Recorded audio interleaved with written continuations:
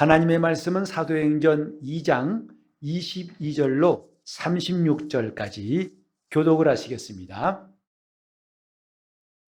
이스라엘 사람들아, 이 말을 들으라. 너희도 아는 바에 하나님께서 나사렛 예수로 큰 권능과 기사와 표적을 너희 가운데서 베푸사 너희 앞에서 그를 증거하셨느니라. 그가 하나님의 정하신 뜻과 미리 아신 대로 내어준 바 되었거늘 너희가 법 없는 자들의 손을 빌어 못 박아 죽였으나 하나님께서 사망의 고통을 풀어 살리셨으니 이는 그가 사망에게 매여 있을 수 없었음이라. 다윗이 저를 가리켜 가로되 내가 항상 내 앞에 계신 주를 배웠으며 나로 요동치 않게 하시 위하여 그가 내 우편에 계시도다. 이러므로 내 마음이 기뻐하였고 내 입술도 즐거워하였으며 육체는 희망에 거하리니 이는 내 영혼을 음부에 버리지 아니하시며 주의 거룩한 자로 썩음을 당치 않게 하실 것이미로다. 주께서 생명의 길로 내게 보이셨으니 주의 앞에서 나로 기쁨이 충만하게 하시리로다 하였으니 형제들아, 내가 조상 다윗에 대하여 담대히 말할 수 있노니 다윗이 죽어 장사되어 그 묘가 오늘까지 우리 중에 있도다. 그는 선지자라. 하나님이 이미 맹세하사 그 자손 중에서 한 사람을 그 위에 앉게 하리라 하심을 알고 미리 보는 고로 그리스도의 부활하심을 말하되 저가 음부에 버림이 되지 않고 육신이 썩음을 당하지 아니하리라 하더니 이 예수를 하나님이 살리신지라. 우리가 다 이 일의 증인이로다. 하나님이 오른손으로 예수를 높이심에 그가 약속하신 성령을 아버지께 받아서 너희 보고 듣는 이것을 부어주셨느니라. 다윗은 하늘에 올라가지 못하였으나 친히 말하여 가로되 주께서 내 주에게 말씀하시기를 내가 내 원수로 내 발등상 되게 하기까지 너는 내 우편에 앉았으라 하셨도다 하였으니 그런즉 이스라엘 온 집이 정녕 알지니 너희가 십자가에 못 박은 이 예수를 하나님이 주와 그리스도가 되게 하셨느니라 하니라. 아멘. 오늘도 하나님 앞에 예배한 여러분 심령이 물가에 심겨온 나무같이 복 있는 사람으로 하나님이 항상 함께 하시고 여러분 삶을 형통케 하시기를 예수 이름으로 축원합니다. 아멘. 이 세상에 비밀이 많이 있고 또 사람마다 비밀이 없는 사람이 없다고 할 수 있습니다. 각각 다 숨기고 싶은 비밀. 그래서 그 불편한 진실을 남이 알지 않도록 숨기고 묻어놓고 가급적이면 무덤까지 갔으면 좋겠다 하는 일들이 우리 주위에도 적지 않게 있습니다. 어떤 정치인은 그 불편한 진실이 드러나는 바람에 그만 정치 인생을 마감하게 되기도 하고 한 가정도 흔들리기도 하고 한 개인의 삶이 완전히 바뀌기도 합니다. 나만 알고 있는 불편한 진실. 내가 그렇다고 사람들 앞에서 시인하기가 참 부담스럽고 차라리 죽었으면 죽었지 그 말을 할 수 없다는 이 불편한 진실. 혹시 여러분 없으신가요? 만약에 여러분이 단 한 가지라도 그런 불편한 진실이 없다고 할지라도 모든 믿는 사람들이 누구나 가지고 있는 불편한 진실. 오늘 그것을 여러분들에게 말씀드리려고 합니다. 이 본문은 베드로가 오순절날 예루살렘에서 수많은 무리 앞에 설교한 내용 함께 읽으셨습니다. 성령이 임하셔가지고 이 땅의 교회가 시작됐을 때 첫 번째 설교. 그러고 보니까 창립 예배 설교를 할 수 있어요. 그 설교에 베드로가 담대히 외치고 있는 내용 우린 잘 알고 있는데 오늘 우린 특별히 이 본문에서 거듭 베드로가 강조했던 구절을 좀 눈여겨볼까 합니다. 그게 뭐냐면 너희가 예수를 십자가에 못 박아 죽였느니라 하는 말이에요. 읽은 이 단락에도 두 번이나 23절에도 너희가 법 없는 자들의 손을 빌어 못 박아 죽였다 했고, 또 마무리 36절에도 이제 너희가 십자가에 못 박은 이 예수를, 그런데 이 내용 가운데 특별히 주어에 주목하고 싶습니다. 뭐냐면 너희가예요. 너희가 십자가에 못 박은 예수. 좀 전에 우리 찬송했습니다만 예수 나를 위하여 십자가를 지었다고 합니다. 이 말하고 너희가 예수를 죽였단 말하고 어감이 참 다를 거예요. 다시 말해서 내가 예수를 십자가에 못 박았단 말하고 예수님 나를 위해 십자가를 지셨단 말하고 뉘앙스가 참 다르지 않습니까? 같은 뜻이지만 뉘앙스는 참 다른 거죠. 베드로는 여기 두 번만 말한 게 아니라 그 뒤에 가면은 사도행전 4장 10절에도 똑같이 설교할 때 이런 말이 했어요. 너희와 모든 이스라엘 백성들은 알라. 너희가 십자가에 못 박고 하나님이 죽은 자 가운데 살리신 나사렛 예수 그리스도의 이름으로 했어요. 여기도 너희가 십자가에 못 박고, 또 사도행전 5장 30절에 보면은 너희가 나무에 달아 죽인 예수를 우리 조상의 하나님이 살리시고 그랬어요. 이렇게 사도행전에 네 번이나 너희가 하면서 예수를 죽인 자가 너희라고 하는 이 아주 날카로운 설교. 이 설교가 나중에 어마어마한 역사를 일으켰죠. 3,000명이나 된 사람들이 회개하고 침례받는 역사, 초대교회에 있던 놀라운 역사가 이 설교 다음에 나옵니다.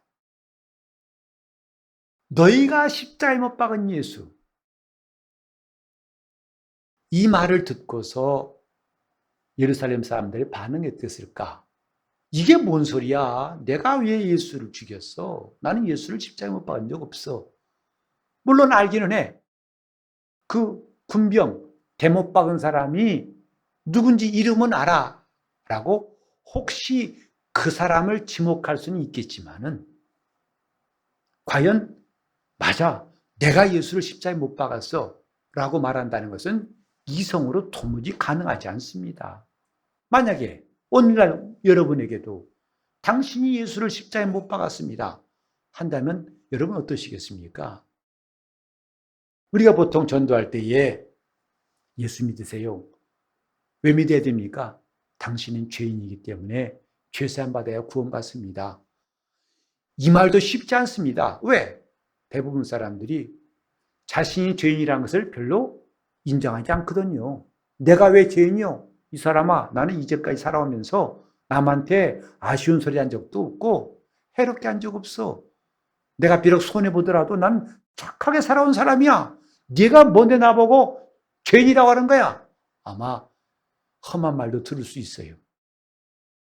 하물며 당신이 예수를 십자가에 못 박았소. 이건요, 정말 감당할 수 없는 말이 아닐까요? 근데 이 말을 베드로는 오순절날 설교하면서 그 많은 회중에게 담대히 말했어요. 너희가 십자가에 못 박은 예수, 너희는 예수를 나무에 달아 죽였느니라. 바로 너다 할 때에 이 사람들의 반응이 너무 뜻밖이었습니다. 그래서 마음에 찔려라고 그들이 반응을 말했죠, 성경에. 이 마음에 찔려 할 때 이 동사를 찾아봤더니요, 그냥 바늘 끝으로 따끔하게 코로나 백신 할 때 아픈 정도, 하루 정도 몸살 나고 끝나는 이런 정도의 것이 아니더군요. 이때 마음에 찌르다 이 말은 뭐냐면요, 바로 이제 때리다 이 말이에요. 그리고 관통하다. 웬만큼 찌르면 관통하지 않죠. 여러분 주사바늘이 내 몸 관통한다면 그거 주사 맞겠어요? 근데 이 찌르단 말은 살짝 찌른 게 아니라 찔러서 관통하다, 뚫어진단 말이에요. 그리고 또 한 가지 뭐냐면 실신하다 이런 뜻이에요. 그게 바로 마음에 찔려 가로되 그 뜻이에요. 그러니까 그들의 마음이 얼마나 그 충격으로 대못 정도가 아니라 정말 더 큰 것으로 마음이 관통할 만큼 그렇게 마음이 찔렸더라. 그래서 그들이 한 말이 형제들아 우리는 어찌하면 되겠느냐라고 말했던 거죠. 정말 납득하기 어려운 말 아닙니까? 그것도 몇몇 사람이 그런 것, 감수성이 예민하고 감정적인 사람은 그런 게 아니라 무려 수천 명. 그 증거가 뭐냐면 베드로 설교 듣고 회개하여 순종에 침입한 사람이 3천 명이 되었다고 했어요. 이런 사건을 우리는 어떻게 이해할까? 과연 이런 일이 가능할까?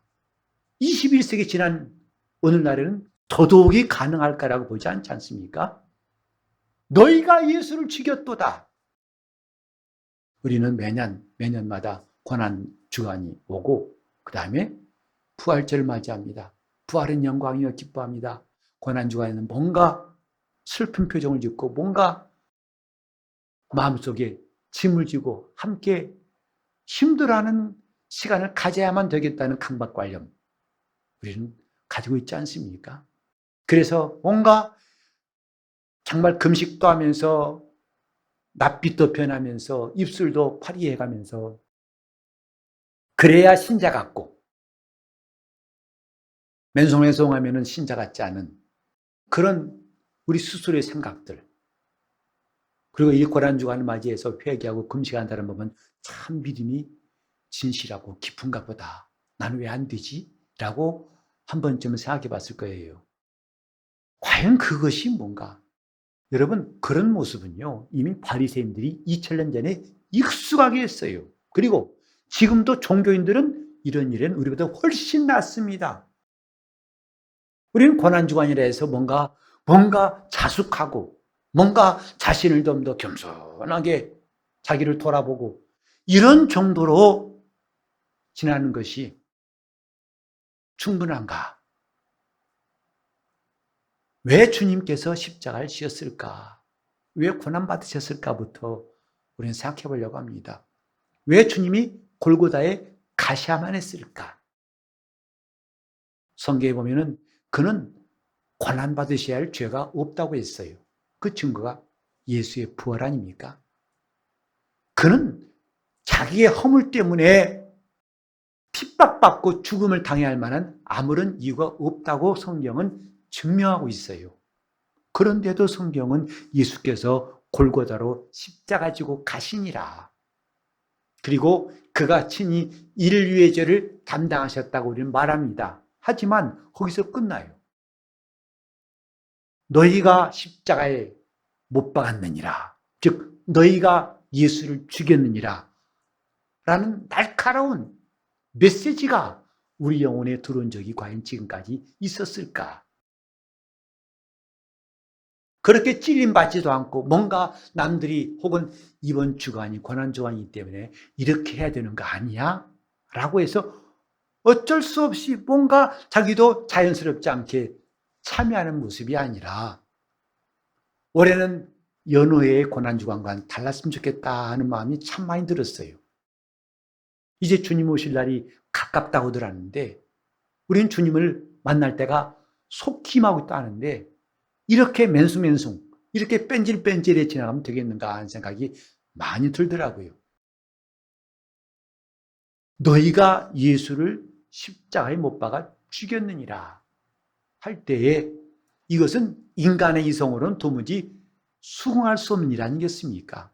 오늘 저와 여러분도 그냥 지식적으로는 혹시 인정할지 몰라요. 그러나 진실로 정말 내가 남에게 해를 입혔을 때, 남을 죽였을 때 내 양심의 가책같이 그렇게 찔림받는 일이 과연 있는가 하는 것. 나 자신부터 그런 것을 좀 점검하고 싶었다 이 말이죠. 너희가 십자가에 못 박은 예수를 죽인 자는 바로 너희다 하는 이 베드로의 직설적인 설교. 이 설교에 사람들이 분노하고 당황하고 그만 베드로를 핍박한 것이 아니라 그 수많은 사람들이 가슴을 치고 마음에 찔려서 몸부림치는 것을 성경에 말씀하고 있다 이 말이에요. 이게 어찌된 일인가? 저는 이런 일이 사람의 힘으로는 될 수 없다 생각합니다. 성령의 역사라 생각해요. 성령께서 말씀을 듣는 사람들의 마음을 감동하사 마음에 찔림을 주심으로 그 누구도 이렇게 날카롭게 질책할 수가 없고 날카롭게 따질 수 없는 그 메시지가 성령에 의해서 영혼에 임했기 때문에 그들은 자기가 예수를 죽인 죄인이라고 회개하고 그때부터 그리스도인이 되었다는 이 놀라운 사실. 우리는 이 말씀을 묵상하면서 이번 고난주간을 지났으면 한다 이 말입니다. 나는 과연 주님 앞에서 그렇게 답할 수 있을까? 내가 예수를 십자가에 못 박은 사람입니다 라고 하는 이런 고백을 할 수 있을까? 하지만 놀랍게도 이것이 모든 기독교인이 가져야 할 불편한 진실이 있다 이 말이죠. 이것을 뛰어넘어서는 정상적인 신자가 될 수가 없다는 사실. 이것을 눈 감고 지나가서는 더 이상 우리 신앙은 여기서 한 발짝도 앞으로 나갈 수 없고 그냥 오래된 종교인으로 되기 쉽다는 사실. 이것은 이미 2000년 전에 3,000명에 해당되는 그 많은 사람들이 뚫고 나간 경험한 순간들이다 이 말이죠. 신앙이 뭔가 한번 생각해 봅니다. 우리는 항상 이런 질문을 하다 보니까 이제 식상할 수 있어요. 하지만 중요한 문제입니다. 믿음이 뭐지요?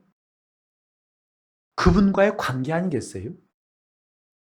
내가 오랫동안 수십 년 예수 믿었다 할지라도 교회에서 직분도 받고 또 성경도 나름대로 제법 알고 있고 기도도 남못지않게 하고 있고 헌금도 하고 전도도 하고 그런 일로서 나는 신앙이 있다고 말하기에는 충분치 않다고 생각합니다. 왜냐하면 그렇게 해놓고도 나중에 주님이 나 모른다 하신 사람이 있거든요. 마태복음 7장 21절 이하에 주님 말씀하셨어요. 그때 많은 사람들이 내게 와서 주여 주여 내가 주의 이름으로 선지자 노릇하고 내가 주의 이름으로 귀신을 내쫓았지 않았습니까? 그때 주님이 맞다 반갑다 하고 하신 게 아니라 나는 너희를 도무지 알지 못하는다. 도무지 알지 못한다. 나와 상관없다. 이들을 다 쫓아내라 하신 말씀이 기록되어 있어요. 이러이런 일을 했을지라도 중요한 것은 주님은 모른다는 거예요. 상관없다는 거예요. 그럼 그동안 그들은 연기한 겁니까? 만약에 우리가 그런 삶을 살았다면 나중에 얼마나 황당하겠어요. 내까지는 믿는 사람처럼 살아왔는데 나중에 보니까 주님이 도무지 인정하지 않으세요. 나와 관계없느니라. 우리는 이 문제와 연관해가지고 정말 주님이 나를 모른다고 인정하지 않으시도록 그런 일이 끔찍한 일이 없도록 하기 위해서 반드시 인정해야 할 것이 이것이다 이 말이죠. 너희가 예수를 십자가에 못 박았느니라. 이것을 인정차 권치라는 사람이라면 주님과 상관이 없는 사람이 된다 이 말이에요. 비록 3대째 4대째 예수를 믿었다 할지라도 내가 십자가에 예수를 못 박은 사람이란 마음속에서부터 진정한 고백과 인정이 없다면 그 신앙은 참으로 어찌 될 줄 모르는 어디를 튈 줄 모르는 삶이 될 수가 있다. 이런 것입니다. 예수님께서 잡히시기 전에 제자들과 함께 식사하신 다음에 갑자기 물 한 대야를 가져오시더니 수건을 들고 오신 예수께서 11 제자의 발을 한 사람 한 사람 씻기시기 시작했어요. 이 장면이 그들은 대단히 당황스러웠을 겁니다. 왜냐하면 그 당시에 발을 씻는다는 것은 종들 중에서도 가장 낮은 종이 하는 일이라고 그래요. 그 지역은 먼지가 많고 건조한 땅이라서 나갔다 오면 먼지를 떨고 발 씻는 것이 습관이고 절차라고 하는데, 주인은, 많은 종들이 있는 주인은 자신이 씻지 않고 종들이 와서 신발끈을 풀고서 발을 씻기는 일을 합니다. 침례 요한이 말했죠. 예수님은 얼마나 자기보다 크신 분인지 나는 그의 신들매 풀기도 감당할 수 없다. 그게 뭐냐면 지극히 작은 종이 하는 일이에요. 그래서 신발끈을 풀고 먼지가 묻은 발을 씻기는 일, 이것은 낮은 종이 하는 일이라는데 갑자기 주님께서 그 일을 하시니까 얼마나 당황스럽겠어요. 누가 주님 감사해요 하고 발을 내밀 자가 누가 있겠냐고요. 황송하기도 하고 어쩔 줄 모르기도 하면서 주님 왜 이러십니까? 까지는 했겠지요. 그러나 베드로는 매우 적극적으로 완강하게 말했어요. 주님 절대로 내 발을 씻길 수가 없습니다. 그러시면 안 됩니다 했어요. 그때 주님 뭐라 하셨죠? 내가 하는 일을 내가 지금은 알지 못하나 후에는 알게 될 것이다. 사실 베드로는 이런 일에 이미 전과가 있는 사람이죠.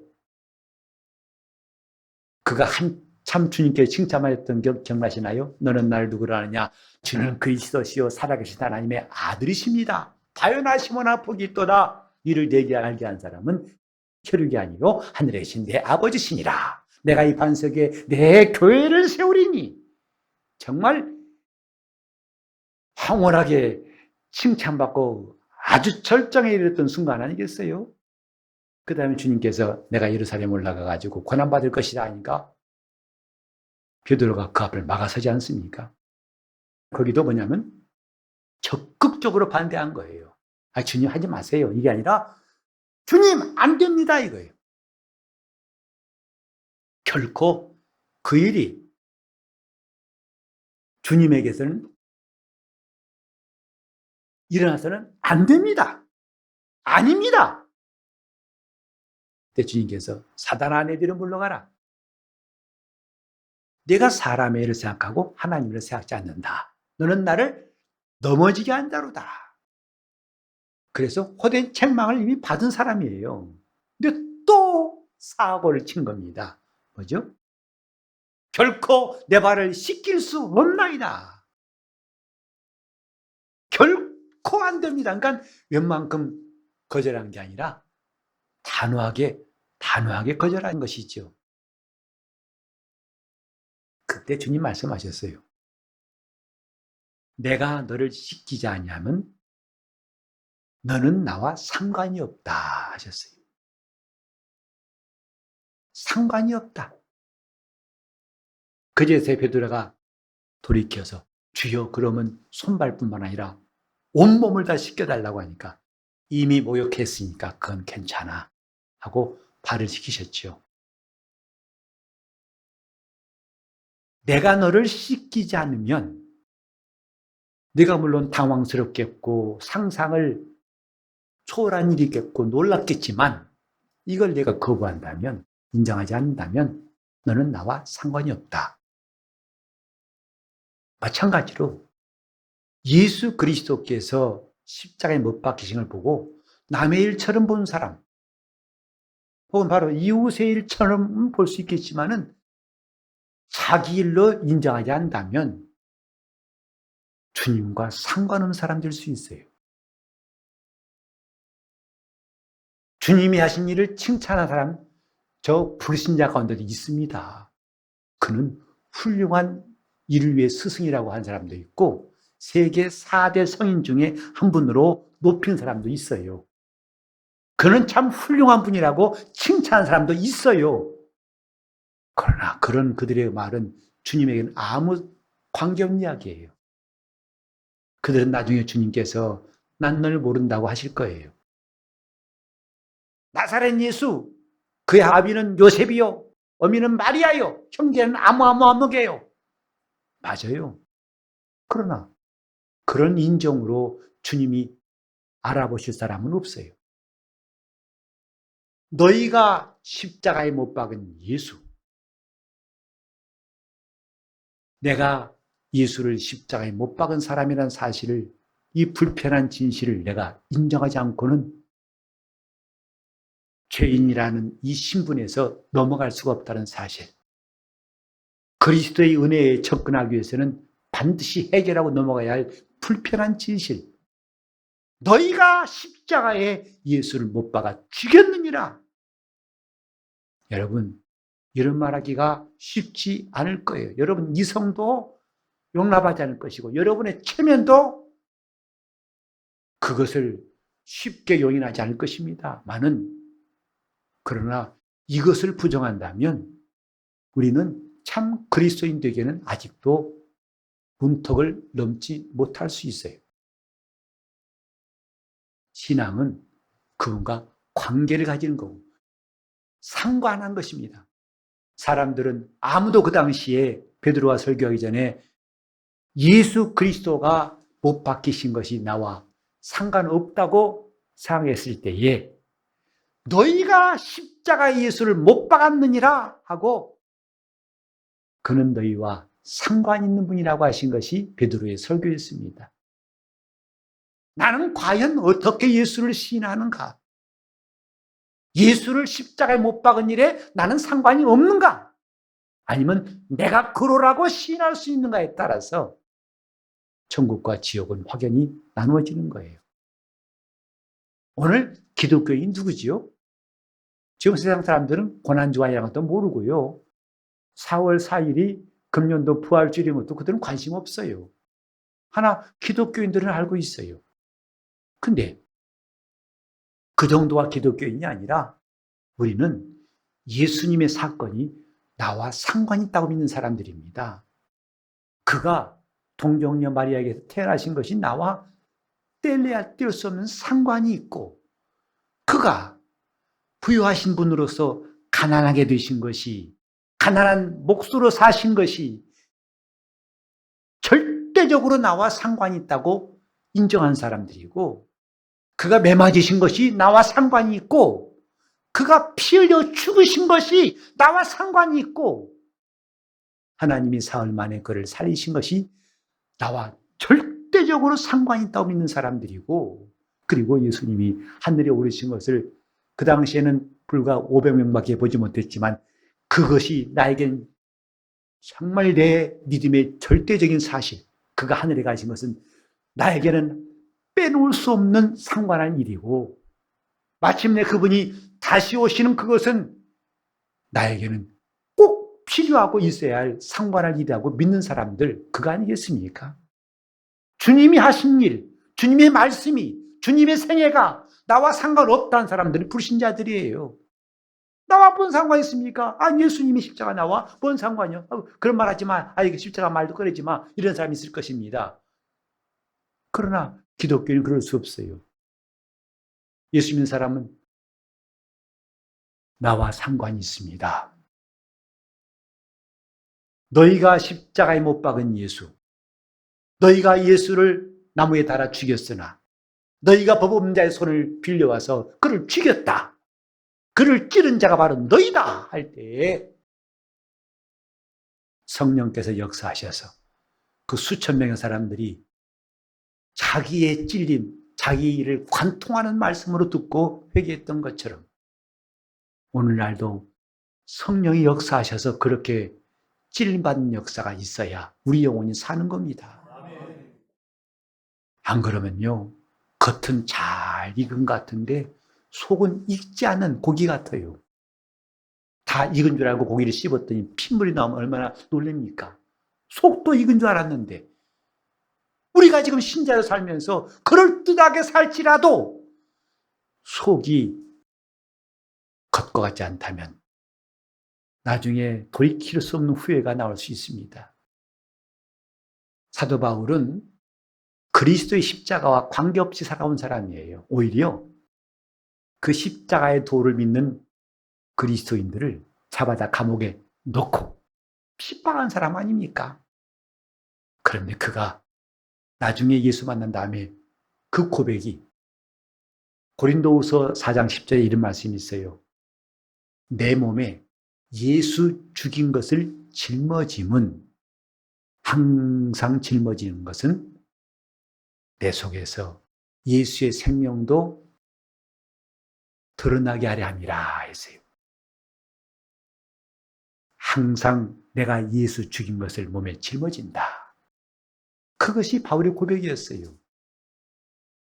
저는 예수를 죽인 사람 아닙니까? 그 무리를 합당하다. 그래서 예수 전하는 사람을 핍박한 바울 아닙니까? 그렇게 내쳤던 예수 죽임을 이제는 자기 몸에 끌어들인다 이 말이죠. 내가 예수 죽인 것을 내 몸에 항상 짊어지고 다닌다.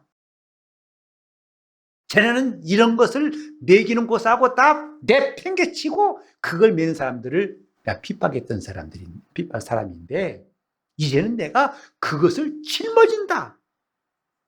그래서 내가 그를 죽인 자라고 하는 사실, 예수 죽인 자라는 사실을 내가 날마다 인정함으로써 내 죄가 사해지고 내가 죄의 굴레에서 벗어나고 그때 예수의 생명이 내 안에서 드러나는 진리를 발견했기 때문에 바울은 담대히 말한 겁니다. 예수 죽인 것을 내 몸에 항상 짊어지는 것. 오늘 많은 사람들이 그리스도의 십자가의 원수로 행한다고 바울은 말했어요. 그것은 반드시 예수에 대해서 핍박한 사람만 말하는 게 아니에요. 밖에서 예수에 대해서 모질게 공격하고 핍박한 사람 말한 게 아니라 믿노라 하지만 교회는 나오지만 아직까지도 나는 예수를 죽인 자가 아니라고 말할 때 언제든지 이 사람은 다시 돌아가가지고 그리스도의 원수가 될 수가 있다 이 말이죠. 내가 예수 죽인 것을 몸에 항상 짊어지고 사는 그리스도인 될 수 있기를 우리가 간절히 사모하며 한 주간 보냈으면 좋겠습니다. 그냥 슬픈 모습 말고요. 그냥 괴로운 모습 말고요. 너희가 예수를 죽였다 하는 말씀이 우리 피부를 찌르고 우리 심령에 꽂혀가지고 관통할 수 있도록 주님, 내가 주님을 죽인 자입니다. 그걸 인정할 때 우리 죄가 나에게서 멀어지고 떠나가고 예수의 생명만 넘치게 드러날 것입니다. 우리 모두 예수의 심장으로 살고 예수 죽인 것을 짊어지는 참 그리스도인 되시기를 예수 이름으로 축원합니다. 내 영혼이 더 이상 겉무늬만 모양만 그리스도인이 아니라 저 속사람부터 참 그리스도인 될 수 있도록 너희가 십자가에 못 박은 예수라고 담대히 베드로가 설교할 때 찔림받은 그들처럼 오늘도 성령이 나를 감동하사 큰 찔림이 있기를 바랍니다.